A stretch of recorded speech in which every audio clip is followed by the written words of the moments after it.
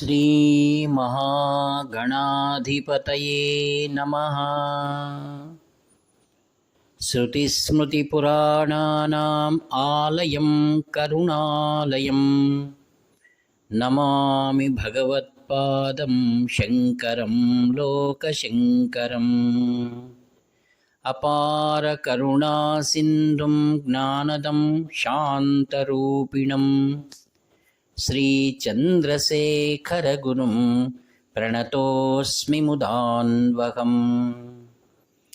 देवे देहे च देशे च भक्त्यारोग्यसुखप्रदं बुधपामरसंसेव्यं तं श्रीजयेन्द्रं नमाम्यहम्।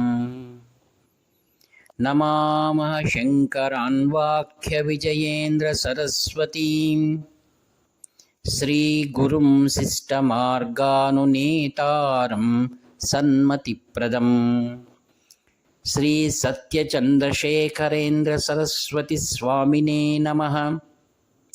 सर्वमङ्गलमाङ्गल्ये शिवे सर्वार्थसाधिके शरण्ये त्र्यम्बके देवी नारायणि नमोस्तुते। ఆత్మీయులారా, కాంచి కామకోటి పీఠం, సర్వజ్ఞపీఠం, మూలాంనాయ పీఠం పరంపరాగతంగా ఆదిగురు శంకర భగవత్పాదాచార్యుల వారి నుండి నేడు 71వ పీఠాధిపతులు ఉత్తరాధికారులు శ్రీ సత్య చంద్రశేఖరేంద్ర సరస్వతి మహాస్వాముల వారి వరకు కూడా అవిచ్ఛిన్న పరంపర కొనసాగుతూ ఉందన్నమాట. ఆదిగురు శంకర ఆచార్యుల స్వరూపమైనటువంటి శ్రీ శ్రీ శ్రీ చంద్రశేఖరేంద్ర సరస్వతి మహాస్వాముల వారు 68వ పీఠాధిపతులు. వీరు అందరూ కూడా వీరిని నడయాడు దైవం అని అంటారనమాట. నాకు అనిపిస్తుంది వీరు నడిచే గొప్ప జ్ఞానం, నడిచే పాఠశాల అని నాకు అనిపిస్తుంటుంది. ఎందుకనగా వీరు కాంచి కామకోటి పీఠానికి శ్రేష్టమైనటువంటి ఉత్తరోత్తర అభివృద్ధి కోసం అనేకమైనటువంటి మార్గాలను వారు నిర్దేశించారు. వారి కార్యవైఖరి ఎంత చక్కగా ఉందంటే, ఈరోజు కాంచి కామకోటి పీఠం ఇంత సుస్థిరంగా జనబాహుళ్యంలో అందరి వలన కూడా కీర్తించబడుతూ శ్రీవారి యొక్క అనుగ్రహాన్ని పొందుతుందంటే కారణం శ్రీ చంద్రశేఖరేంద్ర సరస్వతి మహాస్వాములు వారు నిరూపించినటువంటి మార్గదర్శకాలు. ఆత్మీయులారా, చాలామంది ఒక ప్రశ్న అడుగుతుంటారు, స్వాములు వారు మా ఊరికి ఎప్పుడు వస్తారు, మరి ఈ ప్రదేశానికి ఎప్పుడు వస్తారు అని అడగడం సహజం. అందరికి కూడా శ్రీవారు వస్తే అందరూ కూడా వారిని దర్శించుకోవచ్చు అనేటువంటిది ఒక ఉత్తమమైనటువంటి కోరిక. అయితే ఆత్మీయులారా,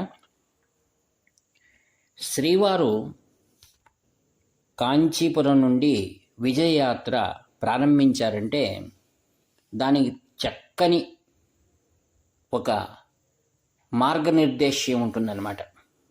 పూర్వం నుండి ఈ వైఖరి కాంచీపీఠం అవలంబిస్తుందని తెలిసిన పెద్దలకందరికీ కూడా తెలుసు. ఏంటంటే, శ్రీవారు ఒక గ్రామంలో ముక్కాం చేయడం లేక శిబిరం అని అనొచ్చు, క్యాంప్, అక్కడ వెళ్తున్నారంటే ప్రధానంగా వారితో పాటుగా శ్రీ చంద్రమౌళేశ్వర మహాత్రిపుర సుందరి సమేతమైనటువంటి ఆ యొక్క దైవం యోగలింగం వారితో ఉంటుంది. ఆ యోగలింగాన్ని కూడా మరొక శిబిరానికి మార్చేటప్పుడు దానికి తగినటువంటి పద్ధతులు, ఆచారాలు వాటికి నిర్దేశించారు. నేను చూసినట్లుగా ఆ యొక్క యోగలింగం మరియు మహాత్రిపుర సుందరి ఆ యొక్క పూజా క్రమములో ఉన్నటువంటి ఆ యొక్క పెట్టె వాటిని తీసుకువెళ్ళాలంటే ఒక వాహనం, ఆ వాహనంలో వేద పండితులు ఆ యొక్క జ్యోతి ప్రజ్వలన జరిగి అలానే ఇంకో ప్రదేశం చేరేంత వరకు కూడా వేద పాఠం చేస్తూనే ఉంటారు. ముందు మరియు వెనకల ఆ యొక్క రక్షణ సిబ్బంది ఉంటుంది. అక్కడికి వెళ్ళిన తర్వాత వాటిని చూసుకోవడానికనే ప్రత్యేకమైనటువంటి పరంపరాగతమైన పండితులు ఉంటారు, ఆచార్యులు ఉంటారు. ఎందుకంటే అది ఎంతో పవిత్రమైనటువంటిది. కారణం, ఆదిగురు శంకర భగవత్పాదాచార్యుల వారు కాంచి కామకోటి పీఠంలో యోగలింగాన్ని ప్రతిష్ఠించారు. అది చరలింగము అని కూడా మనం చెప్పవచ్చు.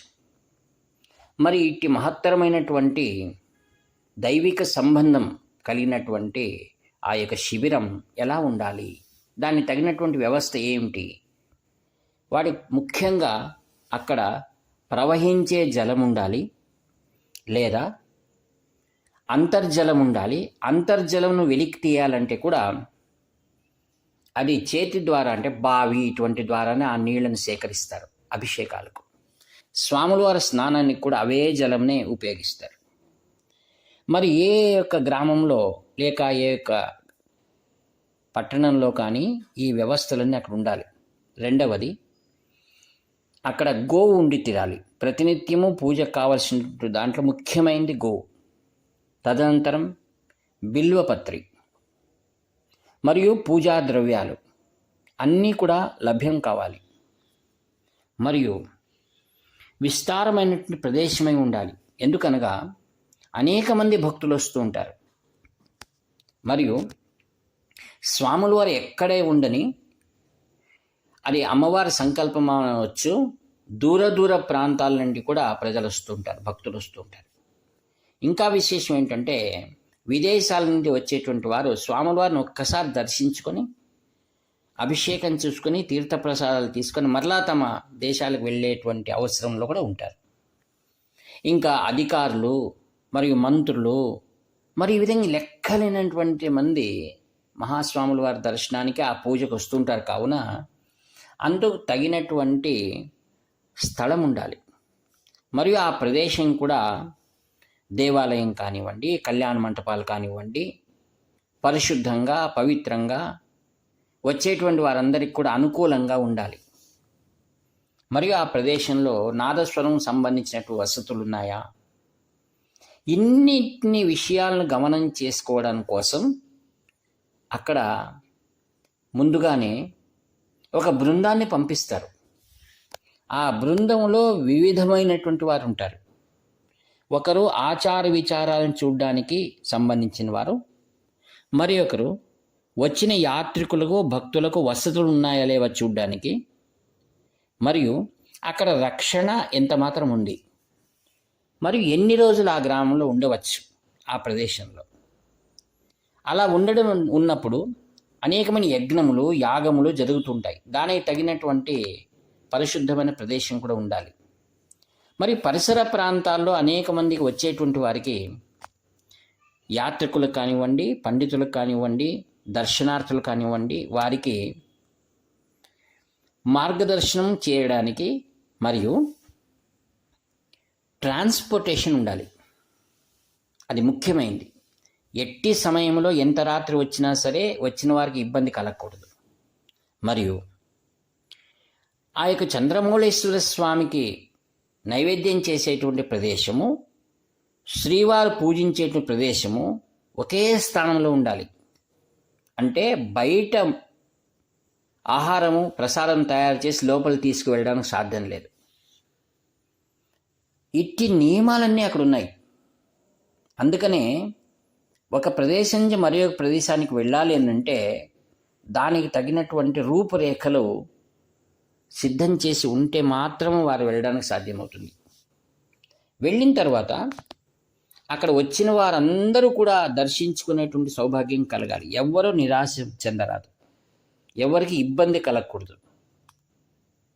ఏర్పాటు చేయాలనుకున్నటువంటి వారు వచ్చిన వారందరికీ కూడా భోజనాల వసతులు కూడా ఏర్పాటు చేయాలి. ఎందుకనగా భోజనానికి వచ్చిన వారు ఎవ్వరు కూడా ప్రసాదం తినకుండా పూజ చూసి వెళ్ళకూడదు. ఇవన్నీ పూర్వము నుండి కాంచి మహాస్వాముల వారి నుండి ఈ యొక్క బృందాలు వెళ్ళడం, ఆ పరిశీలించడం, అవన్నీ కూడా వచ్చి శ్రీవారికి మనవి చేయాలి. ఎవరెవరికి ఏ బృందం వారికి ఏ పనులు అప్పగించారో వారు ఆ పనులను శ్రద్ధగా చక్కగా చేసి అనుమోదం చెందినప్పుడు మాత్రమే తదనంతరమే శ్రీవారు అందుకు అనుగ్రహిస్తారు. కావున పూర్వంలో మహాస్వాముల వారు ఉన్న కాలంలో వారితో పాటుగా ఒంటెలు, ఏనుగులు మరియు సిబ్బంది వెళ్ళినప్పుడు వారితో పాటుగా పండితులు కూడా ఆ బండ్లలో వెళ్ళేవారట. ఎందుకంటే ఆ ప్రదేశాల్లో పండితులు ఉండవచ్చు, పూజా సమయానికి వేదమంత్రాలు చెప్పవలసి ఉంటుంది. ఇన్ని ఆవశ్యకతలను మనం పూర్తి చేసుకున్నప్పుడే శ్రీవారు ఆ ప్రదేశాలకు వెళ్ళి అందరినీ కూడా అనుగ్రహించడానికి సాధ్యమవుతుంది. కావున ఈ విషయాన్ని ఎందుకు చెప్పవలసి వస్తుందంటే, కొంతమంది మా ప్రదేశాలకు శ్రీవారు రావటం లేదు ఆ నిరుత్సాహపడేటువంటి వారు కూడా కొందరు ఉన్నారు. ఎందుకంటే మేము శ్రీవారితో అనేక క్యాంపులు వెళ్ళినప్పుడు అక్కడ ప్రజలు మాట్లాడుకున్న విషయాల గురించి నాకు అనిపించి ఆ యొక్క విషయాలను తెలియజేస్తే బాగుంటుంది. ఎవరు నిరుత్సాహపడవలసిన పని లేదు. శ్రీవారు ఎక్కడ ఉంటారో మనం అక్కడికి వెళ్ళి వారిని దర్శించుకోవడమే సబబు. ఎందుకని ఉదాహరణ చెప్పాలి అంటే, అనేక ప్రాంతాల్లో దూర ప్రాంతాల నుండి వచ్చి స్వామివారిని దర్శించుకున్న వారు ఉన్నారు. జగ్గయ్యపేట, బలుసుపాడు ఇది ఉదాహరణకు చెప్పవచ్చు. శ్రీ రెంటాల వెంకటరమణ గారు వారు ఎంతటి చక్కటి కార్యక్రమం ఏర్పాటు చేశారంటే, పల్లెలలో వెళ్ళి స్వామివారి దర్శనం ఇవ్వడం కష్టం. అందుకు ప్రతిరోజు కూడా దాదాపు 25 పల్లెల నుండి ప్రతిరోజు శ్రీవారు చేసేటువంటి ఆ పూజా కార్యక్రమంలో పాల్గొనేటువంటి వారు. అక్కడ 1000 మంది మాత్రం కూర్చోవచ్చు హాల్లో. అప్పుడేం చేసేవారు, ఆ 1000 మంది శ్రీవారి దర్శనము పూజ చూసుకొని వారు వెనక్కి వెళ్ళిపోతే తర్వాత మిగతా బయట కూర్చున్న బండ్లలో దూరం నుంచి వచ్చారు వాళ్ళు కూడా వచ్చి ఆ 1000 మంది మళ్ళీ ఆ ప్రదేశాన్ని ఆక్రమించుకోవచ్చు. ఈ విధంగా దాదాపుగా ప్రతిరోజు 5000 మంది దర్శనం చేసుకున్నారు. అంటే ఎంతటి సౌభాగ్యమైనటువంటి దృశ్యం మనం ఒకసారి ఆలోచించేస్తే. ఆ పల్లె వాళ్ళలో ఉన్నటువంటి భక్తి ఎటువంటిది, వారు ఎంత మౌనంగా ఎంత క్రమశిక్షణగా కూర్చునేవారంటే, ఉదాహరణ మీకు చెప్పడానికి ఇష్టపడుతున్నాను. వారేమనేవారంటే పక్కన కూర్చొని, స్వాముల వారు ఇప్పుడు యోగలింగం పూజ చేస్తున్నారు, కైలాసంలో ఉన్నారు, కైలాసంలో పరమేశ్వరునితో వారు సంభాషిస్తున్నారు, మనం వాటికి అవరోధం కలిగించకూడదు, మౌనంగా ఉండని అని ఆ అమాయక ప్రజలు అంత భక్తి వారిలో. అటువంటి శిక్షణను శ్రీ రెంటాల వెంకటరమణ గారు వారికి అందించారు. అందుకే శ్రీవారు వెళ్ళినప్పుడు ఇన్ని వేల మందిని వారు అనుగ్రహించారంటే, అక్కడ ఆహ్వానం చేసినటువంటి వారిలో ఎంతటి గొప్ప గుణం, మరి ఎంతటి క్రమశిక్షణ, మరి శ్రీవారు వచ్చేక ముందుగానే ప్రజలలో ఆ భక్తి భావాన్ని వాళ్ళలో రేకెత్తించడం, వారిలో హృదయంలో చక్కటి విషయాలను వారి దృష్టికి తీసుకురావడం, ఇది చాలా ముఖ్యమైనటువంటిది. అందుకే ఏదైనా కార్యక్రమం చేయదలిచిన వారు, ముఖ్యంగా అక్కడి యజమానులు, వారు సంయమాన్ని పాటించాలి. శ్రీవారు వచ్చేశారు చాతుర్మాస్యానికి, శ్రీవారు ఈ యొక్క మా కార్యక్రమాలకు వచ్చారు, చాలా సంతోషం. అయితే పిలిపించినట్టు ఆహుతుల్లో కూడా ఎంతో సంయమనం మరియు శ్రద్ధ, మరియు ఆ వచ్చినటువంటి అందరికి కూడా అనుకూలం చేసేటువంటి కార్యక్రమాలను చేస్తే అందరికి కూడా ఆనందం అవుతుంది. అందుకే స్వాముల వారి విజయ యాత్రలో నాకు చాలా నచ్చినటువంటి ప్రదేశం శ్రీ బలుసుపాడులో ఉన్నటువంటి శ్రీ రెంటాల వెంకటరమణ గారి విశాలమైనటువంటి హృదయం మరియు వారిలో ఉన్న శ్రద్ధ. అందుకే ఎవరైతే ఈ కార్యక్రమాలను ఏర్పాటు చేసే ఆయోజకులు, వారికి చక్కటి విషయం పైన అవగాహన ఉండాలి. గురువులు అంటే ఏమిటి, గురువుల దగ్గర మనం ఎలా నడుచుకోవాలి, మరి యొక్క ఆ గురువుల ద్వారా భక్త జనాలకు ఎటువంటి అనుగ్రహం కలగాలనేటువంటి విషయాన్ని చాలామందిని గుర్తుంచుకోవాల్సి ఉంటుంది. ఎందుకంటే శ్రీవారు తమ కార్యక్రమాలన్నింటినీ కూడా వేరే వేరే చోటుకి వెళ్లకుండా పిలిచిన వారి యొక్క శ్రద్ధ, నమ్మకం పైన వారు వస్తారు. ఈ విషయాలను మనం గుర్తుంచుకోవడం ద్వారా ఎందరికో మనం అనుగ్రహం చేసిన వారు అవుతాం. ఆత్మీయులారా, ఈ విధంగా శ్రీవారు రాలేదే మా గ్రామాలకు అనే నిరుత్సాహం పడకుండా వారు ఎక్కడైతే ఉంటారో అక్కడికి వెళ్ళి వారి దర్శన భాగ్యాన్ని మనం పొందడం ద్వారా సంపూర్ణమైనటువంటి కృపా కటాక్షాలు మనకు లభ్యమవుతాయి. శ్రీ శంకర విజయేంద్ర స్వామి వారిని మనం చూశామంటే దాదాపుగా 69 మంది పీఠాధిపతుల సంపూర్ణ అనుగ్రహం మనకు కలుగుతుందని జ్ఞాపకం పెట్టుకుంటూ ఈ సద్విషయాలన్నింటినీ కూడా శ్రీ శంకర విజయేంద్ర సరస్వతి మహాస్వాముల వారి దివ్య పాదపద్మం సమర్పిస్తూ సెలవు తీసుకుంటాను. ఇట్లు మీ ప్రియతమ నేస్తం నివర్తి నాగభూషణ శర్మ. Phone number 7483229249. హర హర శంకర, జై జయ శంకర.